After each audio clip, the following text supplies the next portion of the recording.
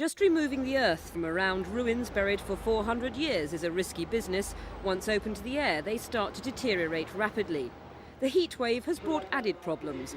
You can see the clay of the walls are cracking up under the heat, even though we have the roof on. And that's why we think it's absolutely essential to get the site with a proper protective cover as soon as possible. This material, which lets water through, is going to be put over the whole of the site. On top of that, sand with an inbuilt sprinkler system to keep the site moist. And on top of that, a waterproof cover. Meanwhile, English Heritage also announced a new deal with developers IMRI. They've already agreed a £10 million scheme to put their new office block on stilts, so eventually the theatre can be preserved on public display. The amended plans go to Southwark Council early next month for approval.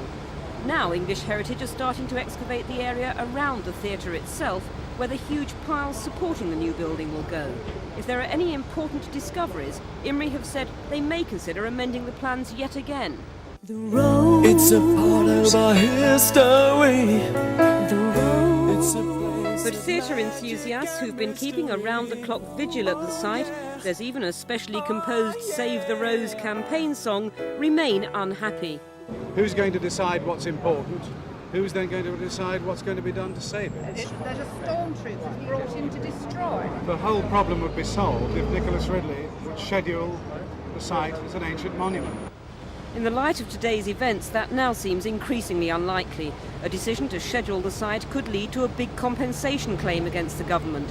Having seen negotiations with the developers achieve this much, the Environment Secretary will be reluctant to take that risk, even though campaigners are threatening legal action of their own if he doesn't. Barbara Long at the Rose Theatre, Thames News.